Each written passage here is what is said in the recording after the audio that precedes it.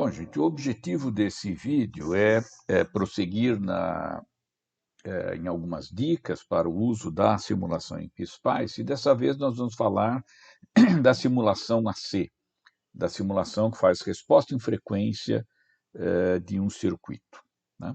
Bom, vamos considerar esse circuito aqui, um circuito bastante simples, do qual nós temos, né, uma ideia do que deve acontecer. É um circuito alimentado aqui por uma fonte senoidal, um LC série, portanto tem uma frequência de ressonância, né, e aqui uma resistência nessa malha aqui. É sempre necessária alguma resistência, nesse caso estamos representando, por exemplo, uma carga resistiva, né, porque na frequência de ressonância desse circuito a impedância vai para zero, né, e aí a gente tem um problema numérico de convergência que precisa ser tratado. Então, mesmo que a gente não queira observar a tensão sobre essa resistência, mas um valor muito pequeno deve ser colocado aí para poder ter a simulação com um valor finito na frequência de ressonância. A análise AC, ela é escolhida no menu Análise, Setup, Análise AC, esse sweep, certo?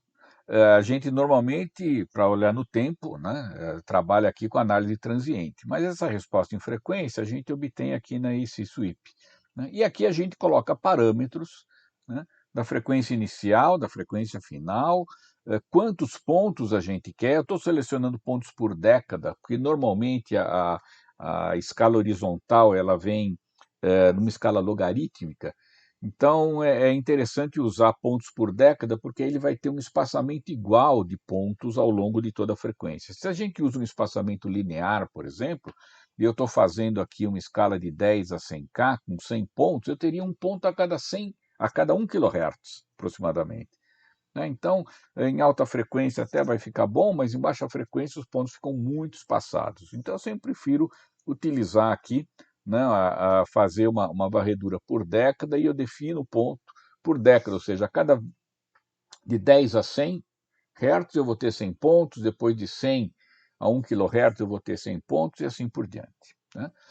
Bom, então aqui eu estabeleço a frequência inicial, a frequência final, quantos pontos eu vou ter, né, em algum tipo de espaçamento aqui. Ok, então isso está ajustado a essa frequência, esse tipo de análise que vai ser feita. Eu posso fazer mais de um tipo simultaneamente, né? Depois que eu rodo a simulação, se eu tenho, por exemplo, transiente também colocado, ele vai me perguntar qual que você quer mostrar.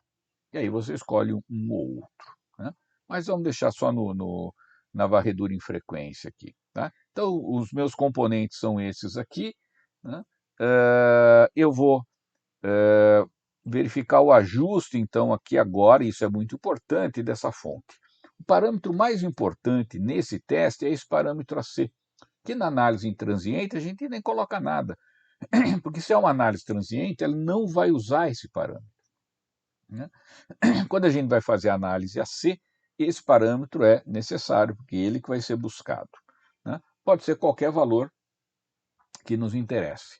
Se a gente está buscando, por exemplo, uma função de transferência, buscar uma relação de uma saída para uma entrada, ou ter uma ideia geral da resposta de um circuito, eu prefiro usar o valor unitário, né? Porque, se, por exemplo, numa função de transferência, eu tenho que dividir a saída pela entrada, né?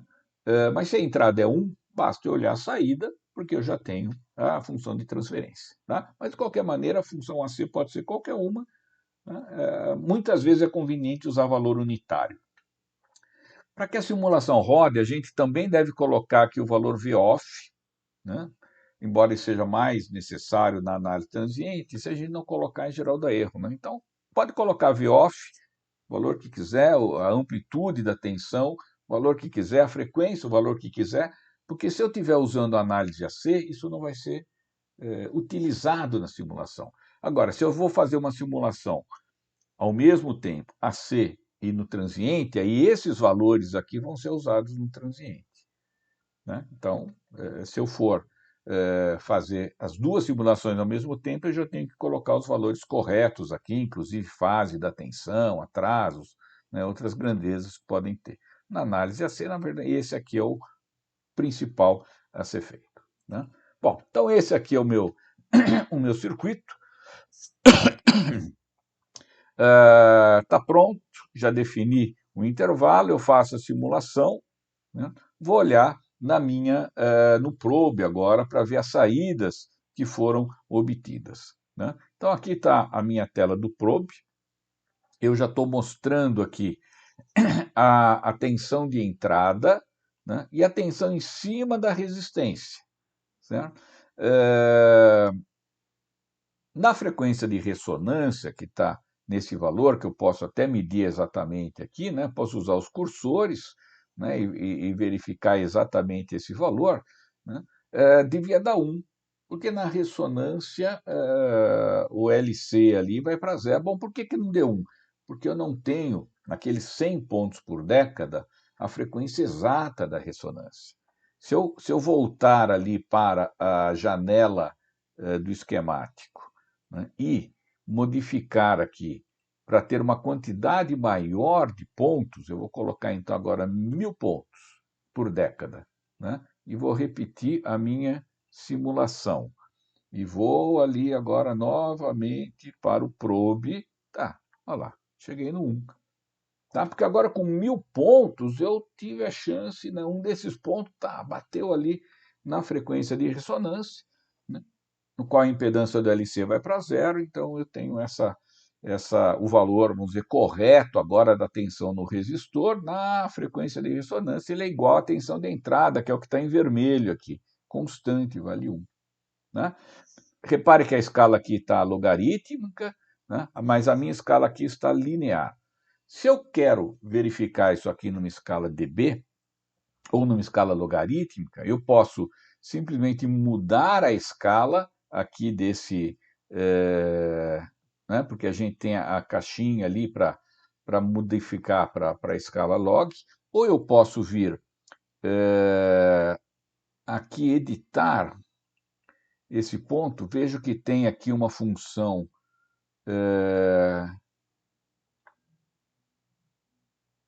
aqui dB, tá certo? Então eu posso editar isso aqui e dizer que eu quero ver em dB, né? E ele vai me colocar aqui em escala em dB. Lá do esquemático, onde tem as sondas também, né, de tensão de corrente, ali também tem uma sonda em dB, VDB. Tá? Então mudou aqui a escala agora, isso aqui está em decibel. Né? Às vezes é mais conveniente usar linear, às vezes é mais conveniente usar em decibel. Né? Em decibel, né, o que a gente tem é que essa variação aqui ela aparece claramente, né, como linear, depois aqui também é linear, né, e a gente vai para valores muito baixos. Quando a gente coloca numa escala linear, isso aqui parece que é tudo 0.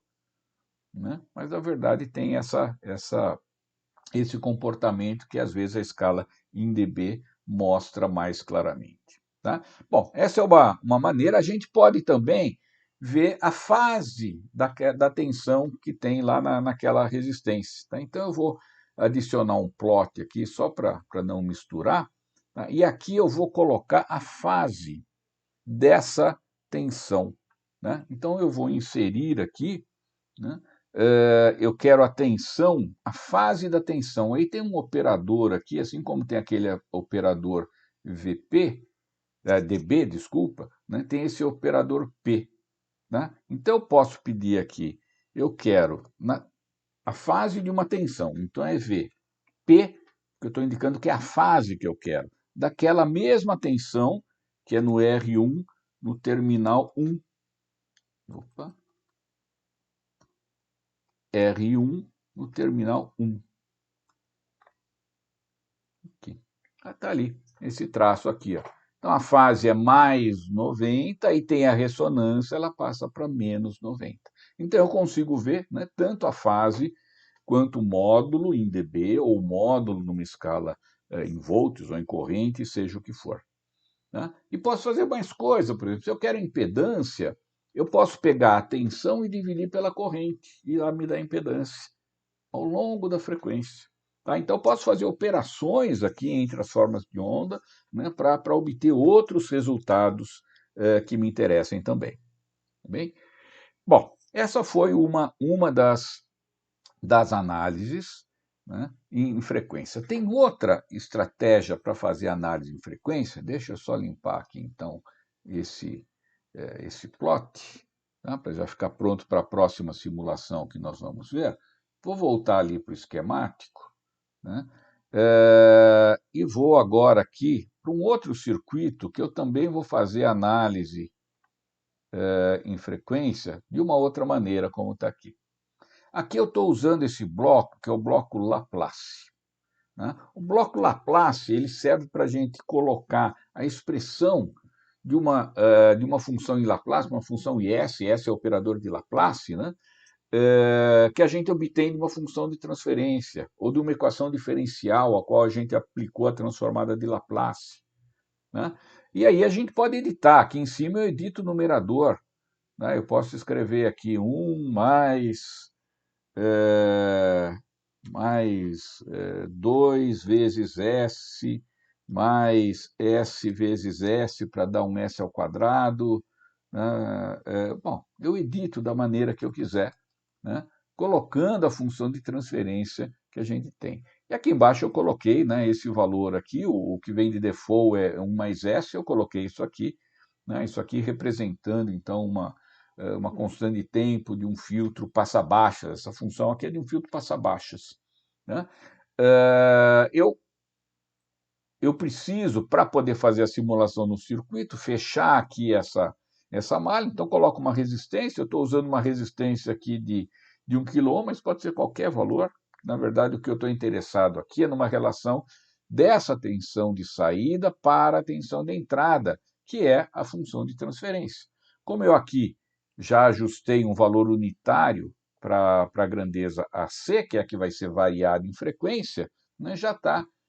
Ao observar a tensão de saída, né, eu já tenho a própria descrição dessa função de transferência. Já estou usando aqui o marcador VDB, né, que eu busco aqui nos marcadores avançados, ele já me dá as fases em dB também, já coloquei aqui. Tá? Ok, então aqui a gente pode simular. Só um detalhe, o bloco Laplace pode ser usado também na análise transiente. Tá? Então, eu posso colocar um bloco de uma função de transferência que eu conheço para estudar a resposta no tempo daquela função, né? O PSPICE vai calcular a antitransformada de Laplace e aí faz a simulação no tempo. Em geral, isso é um processo mais lento, tá? Mas ele faz isso, né? Esse processo de cálculo aí da antitransformada toma um pouquinho de tempo.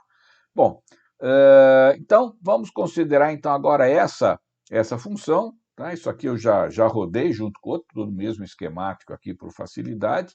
E agora eu quero ver então a tensão de saída já em dB e a tensão de entrada. Então eu vou voltar ali agora para o esquemático, para o probe, está aqui, né? Então eu tenho aqui em vermelho aqui em cima, eu vou colocar um traço mais grosso para facilitar a visualização ali, é o vermelho. Aqui em verde está a tensão em cima daquela resistência, que é a tensão de saída do filtro passa-baixas, da resposta do filtro passa-baixas, que a gente pode ver aqui, já em decibel, porque eu usei o marcador VDB, veja, ele já aparece aqui como VDB. Então, aqui eu tenho a faixa de passagem, eu posso usar o cursor para achar quando ele cai 3 dB, que vai dar a frequência de corte.